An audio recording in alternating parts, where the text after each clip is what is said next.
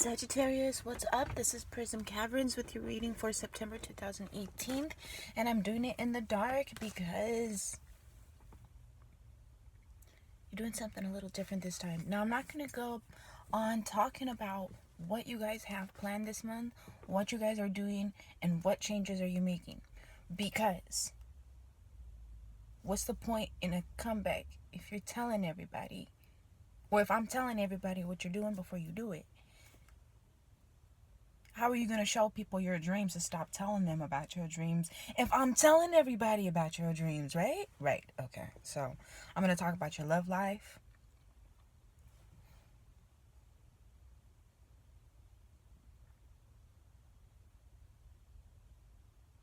Let's talk about your love life. Let's smoke some tree. You guys, it's about 5 o'clock in the morning and I woke up on the dot. I live in California. So for those of you that live in California and don't normally wake up at 5 in the morning, you know my pain. For those of you that just wake up at 5 in the morning, y'all some motherfucking early birds. How do you do it?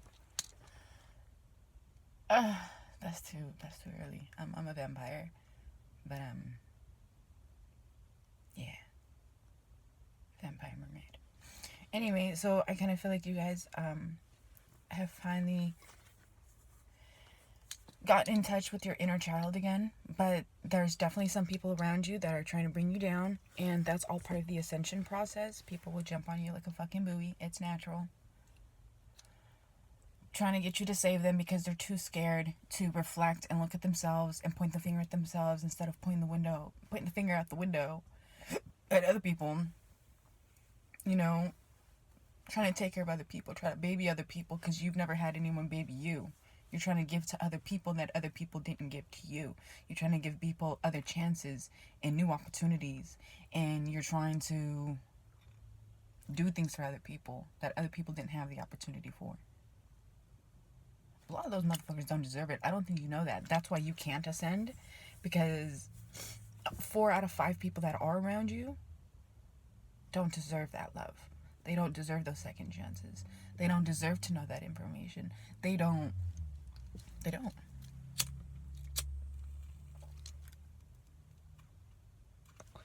So you're definitely changing your views on, first of all, marijuana. The way you used to smoke it, maybe. You might have a whole new appreciation for life. You might have been inspired to think methodically and play chess instead of checkers. Anyway, so love life. Sag. What's going on for my Sag? Sag world. I love your sense of fashion. I love the way your nails get done. Like the colors and the designs. Yeah. It's like it's a combination of super mellow and super wild at the same time. People never really know what direction you're coming from or going with your style, but it's always really catchy. You know, people always want to wear your trends, especially those that have Sagittarius moon or Sagittarius rising. You're like, I know, right? And I fucking hate the hell out of that shit. I know, but part of evolution is allowing people to copycat you because you are whatchamacallit, you want to be copied. You want people to follow your trends, okay? And you're realizing that now because you are an example of something important that people want to follow. You might be an example of change. You might be representing a cause. You might be taking on a challenge that a lot of people couldn't do, and you're representing that in what you wear. You could also be like representing a company or type of thing, you know. And now I just blinked out. Law of transmutation. Every time when you're about to reach some type of success, and I know this has nothing to do with relationships, but it's going to come out. Every time you reach some type of success, you always slow down. You always back up. You always get scared. You always like stumble and fall. Law of attraction and law of transmutation. Law of attraction, transmutation. I kind of feel like other people's googly eyes always get you in trouble and you always fall for it. Always fall for it.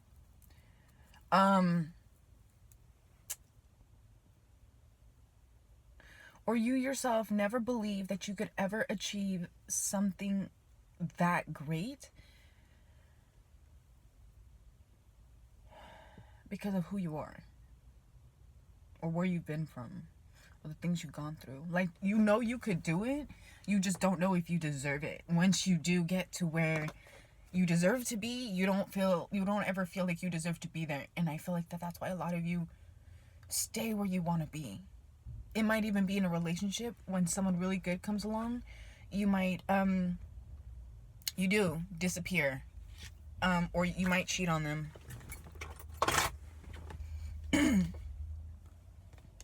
Because you don't feel like you deserve it. Even though you know you deserve this type of love, you deserve this person, you could feel it in your heart, it breaks your heart, you want to cry when you're around them all the time.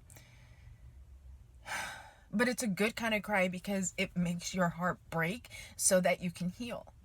Being around this person makes you want to heal, but you can't heal around them because you can't let them see you like this. But that's always your fucking excuse. So this month, for September, you're taking the time to heal, because everything that kept you away from your twin flame or your partner that you're currently with, which is either another Aries, another Aries. Whoa, so that means your previous partner was an Aries, and now the partner that you're with is an Aries as well. These cards like totally flew over. There's a bunch of them that fell over, but there's some that I'm not going to be able to grab because it totally fell under a part of my seat that takes thousands of years to scrape up. Okay. So we're definitely talking about a twin flame union here with Unity.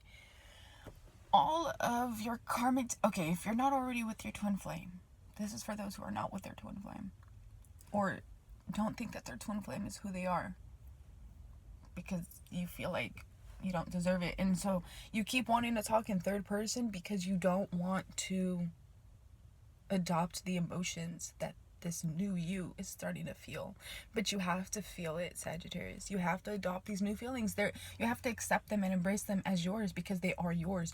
I know you might feel like they're not yours, but they are yours. That's what evolution is about.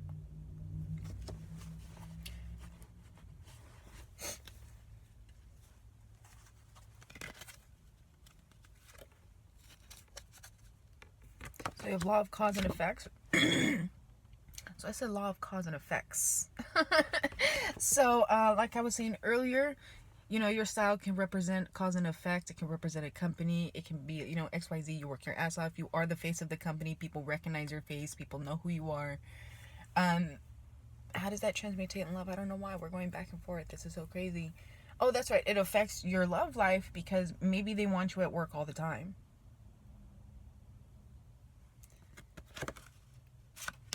Maybe there's also someone at work who doesn't have a love of their own, and if they do have a love of their own, they're probably seriously unhappy with it, and they see, you know, a young man or a young lady as fucking damn good looking as yourself, and they know they can never get the women or the men that you do, but you don't get them because you're not like that.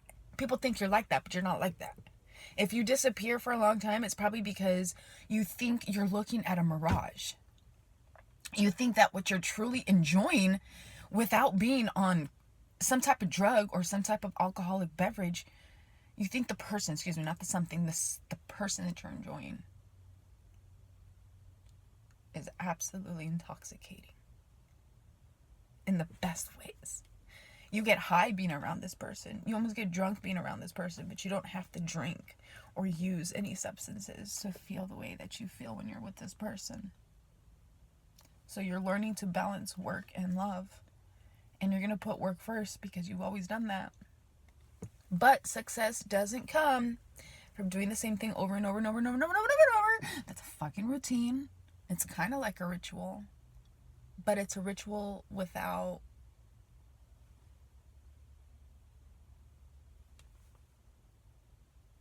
any benefit. I guess. I mean, besides money, but it's like, some people are happy working, but those people that work, eventually at some point they're going to want a fucking social life. So, work prevents you from having a social life, and you don't want to fight. You fall back behind in work. You start doing work. You kind of have a routine where when you start working, you feel like you go to the same place that you go when you're with your twin flame. You get lost in time and space, and before you know it, it's time to go to bed and wake up in the morning. People don't believe that. You're a good kid. I mean, you're really one of the good kids. And you really want someone out there to know that. You don't want to fight with them. You really do love them, and you really don't know what the fuck they're talking about. But you really want to talk to them, but you really don't know how. And you have to be the one to step up to the plate because, again, you've never done it. Success doesn't come from staying in the same lane. That doesn't mean go swerving and smashing into everybody else's lanes. But do something different. Because doing different things bring different effects. Law of compensation. Whatever negative shit that you're holding on to right now, any karmic baggage that you're supposed to had released 6 months ago when you've been taking care of yourself, because there's still a lot of people that you're dealing with, again, 4 out of 5 people that you're dealing with that you're not supposed to be dealing with, that want to stay in your life just because your face is known. Okay, that's the only reason why they want to stay in your life, not because they love you, not because of whatever it might be. What am I talking about again? You're afraid to let these people go. You're to let these children go if you're taking care of children or babysitting children, whatever. You're afraid to let them go because you're afraid that what you're going to get is not going to be what you deserve. I heard pearls and diamonds. You feel like the pearls and diamonds thing is an act. Could be with a Leo. Motherfucker. Y'all, motherfucker. But Capricorn.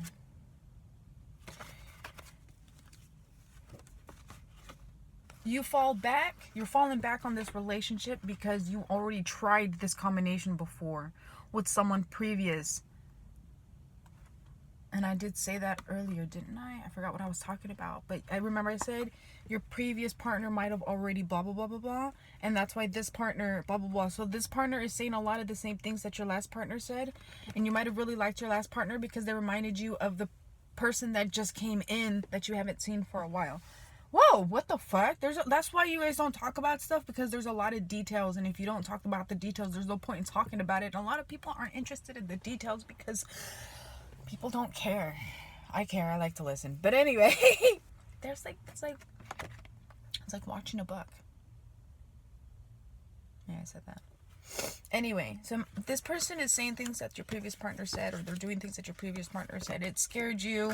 Here we go. You know, they kind of act a lot like you, and it scared you, so you did what you know what to do best, which is disappear. Go within. But the thing is, when you go within, you make people think that something is terribly wrong. You make people think that they did something wrong. That's why they flip out on you. That's why they show you their crazy side. No, I'm going back. Not because they show you their crazy side. That's why your twin flame is showing you their crazy side. If you're dealing with the twin flame and you just ghost them because you have all of these detailed emotions that you don't want to fucking talk about, bitch. Some people really do fucking want to listen to you, and your twin flame really does fucking want to listen to you. And your twin flame is universally compassionate. So it's real. It's not an act. Free spirit, okay? Just because they're free spirit doesn't mean, by the way, whatever recently happened to you and your twin flame is a miracle. It's 1 in a billion, trillion years that something like this could ever come back to you. You left something, you let it go, and it's not an act. This person is a free spirit, but they're not a whore, if you know what I mean. All right, peace.